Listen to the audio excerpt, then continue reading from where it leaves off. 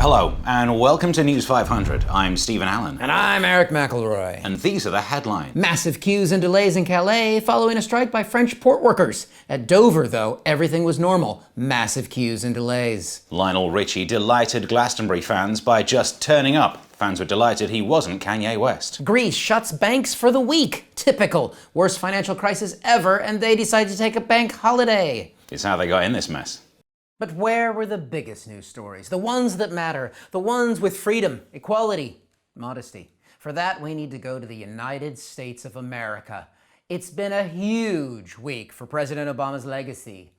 Huge. The Supreme Court affirmed the Affordable Care Act, commonly known as Obamacare, a law that requires Obama to come round your house and care for your plants while you're away on holiday. Gosh, that is so sweet of him. He is like the bestest ever.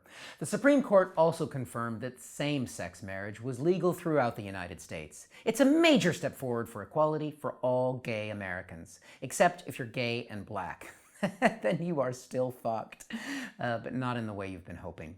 Conservatives in America have roundly condemned the Supreme Court's decision to allow same-sex marriage. They prefer the traditional approach to homosexual relationships, where a man marries a woman and has sex with another man in secret. Conservatives fear that legalizing same-sex marriage will convince everyone to start bumming everyone else.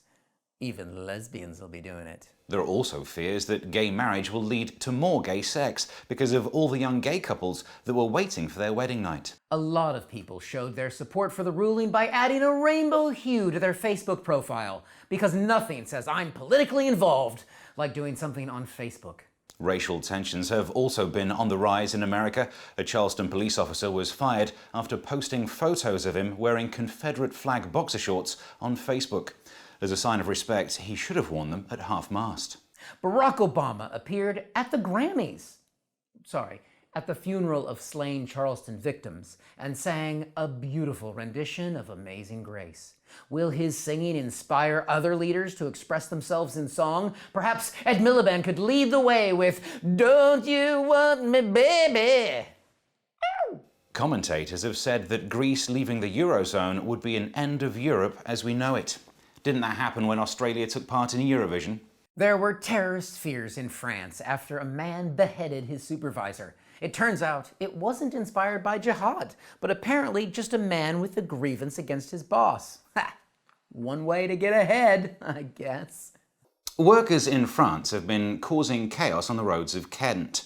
To find out more, we go to our French correspondent in Calais, Eric McElroy. So, what's been happening? Bonsoir, Steve. The industrial action by the French ferry workers has caused disruption, but it's also given the UK a reminder of its Britishness. Well, how do you mean? Well, when the UK goes on strike, British people are too polite to cause inconvenience to a foreign country.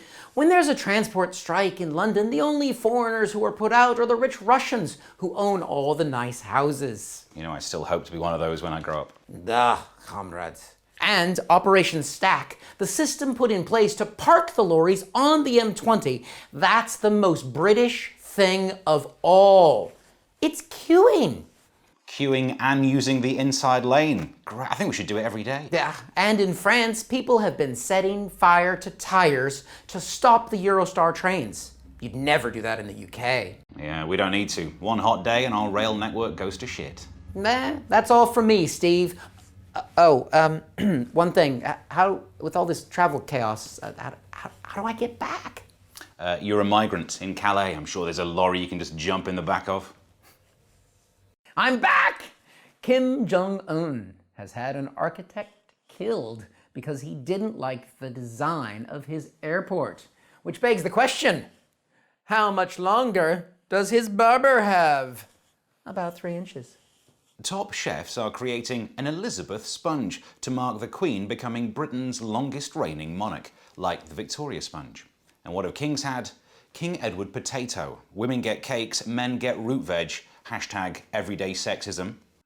Education Secretary Nikki Morgan has condemned coasting schools and says that achievement should be paramount. Well, she should know. Being worse than Michael Gove is a massive achievement. Yes, Kanye, Lionel, and even the Dalai Lama were at Glastonbury. I live my life by the wise words of that man. Not the Dalai Lama, Lionel Richie. He's right. It really is such a feeling when you're dancing on the ceiling. Paris Hilton was pranked twice this week. First, into believing her plane was crashing, and second, into believing that anyone gave a fuck. The median age of the UK population has now reached 40. That's not the mean average, that's the median. How to explain that? If you lined up everyone in the UK in order of age, Jerry Halliwell would be told off for pushing in. And finally, it's the hottest July on record. The last time we had a July that was hotter, it melted the record, and we had to get a new one. Thankfully, now I've got everything on 8-track. We Brits are so predictable in the hot weather, though. I was lying in my garden sunbathing, and I breathed in and thought, oh, typical, the neighbours are having a barbecue. And they weren't, I'd just been lying in the sun too long. Yeah, I don't like this heat either. I mean, what do you do to keep cool when it's this hot? I struggle to even sleep at night. I sleep on top of the covers, naked, with a fan on me. So if you are a fan of News 500, that's it for this week's News 500, the week's news in 500 seconds. Ish.